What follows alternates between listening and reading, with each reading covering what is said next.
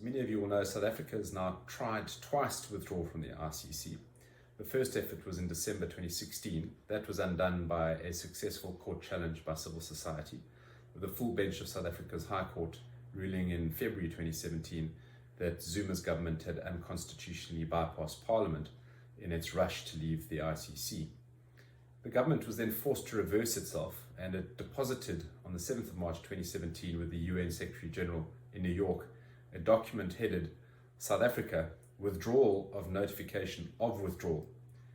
Truly, as far as diplomatic moments go, it makes you wince just saying it. It's a particularly embarrassing moment for any South African committed to the rule of law. Then South Africa, unbelievably, tried again in December of 2017.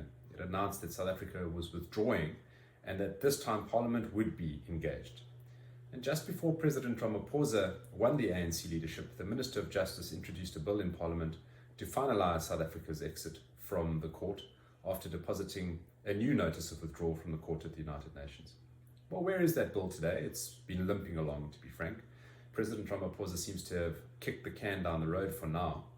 While it seems clear that some within his party may have been keen to withdraw, or may still be keen to withdraw, it doesn't appear as though our president has any real intention of doing so, which is just as well, because the government's arguments in support of its withdrawal have been subjected to withering criticism by many, including a number of retired justices of South Africa's Constitutional Court, amongst them Justice O'Regan, now director of the Bonavera Institute of Human Rights at Oxford, as well as Justice Navi Pillay, the former UN Human Rights Commissioner and herself a previous judge at the ICC.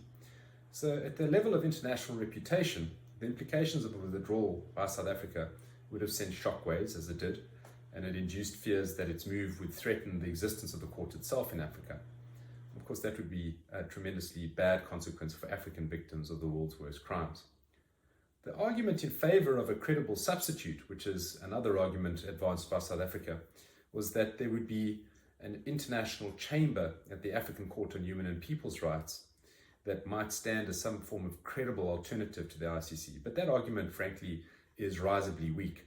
It's perhaps enough to say that the protocol for that African court and its chamber has been open for ratification, but less than a handful of states have done so. And tellingly, given how South Africa had punted the African court as a viable alternative to the ICC, not even South Africa has ratified it. So what we've seen is that under President Zuma's administration, South Africa attempted to withdraw from the court. And it was withdrawing because it said ultimately, as its primary reason, that South Africa had been very upset with the fact that the International Criminal Court had ruled against South Africa for its failure to arrest President Bashir. And hence, the court had shown disrespect to South Africa by failing to accept our arguments about head of state immunity. But of course, this is diplomacy by pique.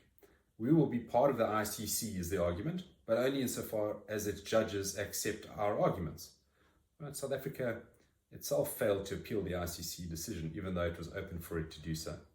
And of course, there's no question that the issue of immunities for heads of state is a very thorny one, and currently it's potentially headed for the International Court of Justice. But that's the point. It's the details of those debates and their importance for the future of the International Criminal Court, which is precisely where South Africa's strength lies. So instead of withdrawing from the court on the basis that it didn't find in South Africa's favor, the opportunity remains now for South Africa to stay within the court and to pursue change through its leadership.